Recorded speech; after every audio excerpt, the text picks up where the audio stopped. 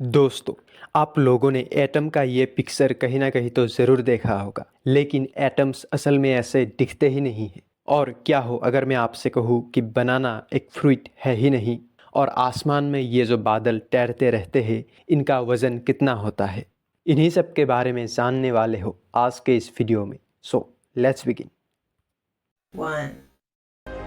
दोस्तों, क्या आपने कभी कुर्सी, मेज या फिर ऐसा कोई वुडन फर्नीचर देखा है जिसमें किसी तरीके का नेल या फिर ग्लू का इस्तेमाल नहीं किया गया हो? मतलब आप ऐसा बोल सकते हो कि एक लकड़ी के टुकड़े का एक फर्नीचर। इंग्लैंड के रहने वाले गेविन मुनरो ऐसे ही बिना जॉइंट वाले फर्नीचर बनाते हैं, मतलब उगाते हैं। वेट, उगाते हैं इसका मतलब क्या है? असल में वो ट्री क्राफ्ट्स के जरिए पैरों को फर्नीचर की शेप देते हैं, और जब ट्री बड़ा हो जाता है तब काट लिया जाता है और तैयार है आपका बिना जॉइंट वाले वुडन फर्नीचर। और आप अगर ऐसे फर्नीचर खरीदना चाहते हो तो आपको बता दूं कि ऐसे फर्नीचर का प्राइस बहुत ही ज़्यादा होता है।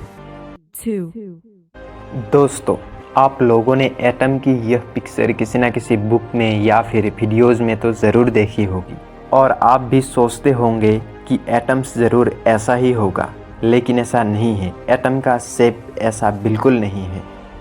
एटम्स का ये जो प्लेनेटरी मॉडल है, इसको प्रपोज किया था नील्स बोर ने, और इस मॉडल को एनर्जी लेवल काउंट करने के लिए आज भी इस्तेमाल किया जाता है। और ये मॉडल काफ़ी सिंपल है, इसलिए बिगिनर्स को इसके ज़रिए एटम के बारे में समझाना काफ़ी आसान होता है। लेकिन कुछ केसेस में ये मॉडल फेल हो जाती है, और तभी एंट्री होती है हाइजेनबर्ग अनसर्टेनिटी प्रिंसिपल की। इसके मुताबिक इलेक्ट्रॉन जैसे छोटे और नेग्लिजिबल मास के पार्टिकल्स का एग्जैक्ट पोजीशन और एग्जैक्ट मोमेंटम साइमल्टेनियसली मेजर करना इम्पॉसिबल है। और इसी से शुरुआत होती है quantum mechanical model of atom की। इसके मुताबिक इलेक्ट्रॉन कोई फिक्स्ड पाथ में न्यूट्रॉन का चक्कर नहीं लगाती, और इसीलिए एक रीजन में इलेक्ट्रॉन मिलने की प्रोबेबिलिटी कितना होता है ये कैलकुलेट करके प्रोबेबिलिटी डेंसिटी निकाला जाता है, और इसी के ज़रिए एटॉमिक ऑर्बिटल्स का शेप निकाला जाता है। और ये ऑर्बिटल्स कुछ ऐसे दिखते हैं। अब आप सोच रहे होंगे ये अलग अलग शेप्स का मतलब क्या है। असल में इसके अंदर इलेक्ट्रॉन मिलने की प्रोबेबिलिटी बहुत ज़्यादा होती है। हालांकि इसके बाहर भी इलेक्ट्रॉन मिल सकती है, लेकिन उसका प्रोबेबिलिटी बहुत ही कम होता है।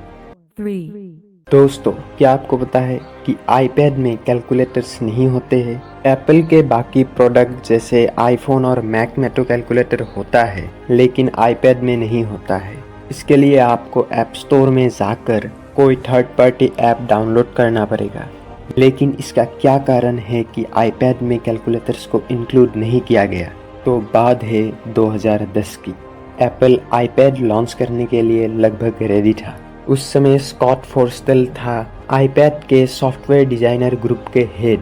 आईपैड लॉन्च होने के कुछ दिन पहले एप्पल के सीईओ स्टीव जॉब ने इनको बुलाकर कहा कि उनको आईपैड का कैलकुलेटर एकदम अच्छा नहीं लगा।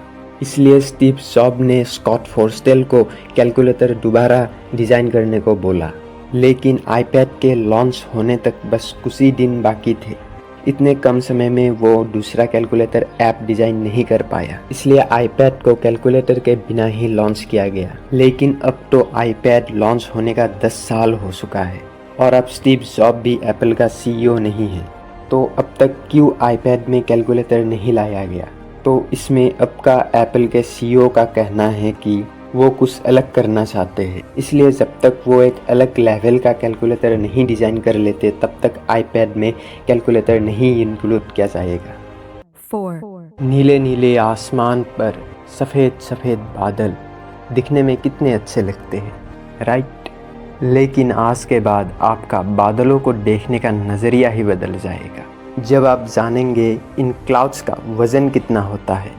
एक एवरेज साइज़ का क्यूमुलस क्लाउड, यानी कि इस तरीके का दिखने वाले क्लाउड्स का वज़न 5 लाख किलोग्राम होता है, जो करीब 100 हाथियों के बराबर है।